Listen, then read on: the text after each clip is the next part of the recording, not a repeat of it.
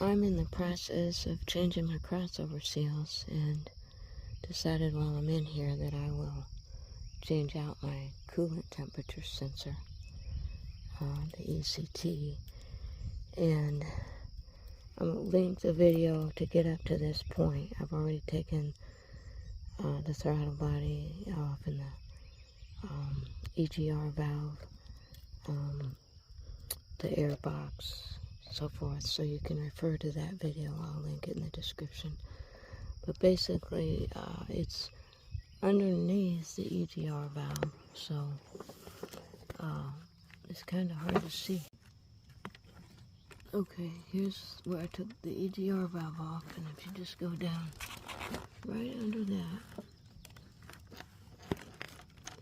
I don't know if I can get a good shot of it or not, but okay, I got it. I used this little pick.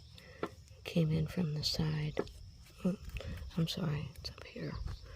This came in from the side. And this is the ground. I'm going to clean that up. That's pretty dirty. Okay, to get this coolant temperature sensor loose, to break it loose, it took a little figuring out. I used my 19mm deep socket, and then 3/8, and then I used a 3/8 to 1/2 inch adapter, and then I used my 1/2 inch ratcheting wrench. You may not have that. You could try a 3/8 wobble piece. That might work. I couldn't find mine. Okay, there wasn't enough room to keep using this big 1/2 inch ratchet, so I went to this small one, this stubby, that's a 1/4 inch, and I did an adapter 1/4 inch to 3/8. And as you can see, I got it. I broke this off initially. I did get it out, and this thing's probably never been replaced. But I'll go ahead and get a new one ordered and leave the link for you. Quite a bit of coolant came out, so I had drained my coolant, but there was still quite a bit more that came out when I took that sensor out. So I'll get back with you as soon as my part gets in. I got the ECT sensor. The one I bought was from Rock Auto NTK, and looks like part number EF-0008, stock number 73910. So I'm going to go ahead and install that. The torque for my car is 180 inch-pounds. That's for any Cadillac Deville from 1996 to 2005.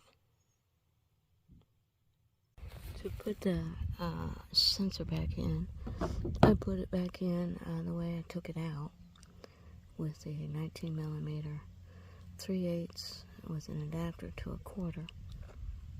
And then to torque it down, I used my inch-pound torque wrench and the adapter on the same 19mm socket. Now, once I got it down to about 150 inch-pounds, the socket was too short, so I remedied that by just putting this adapter halfway into the socket.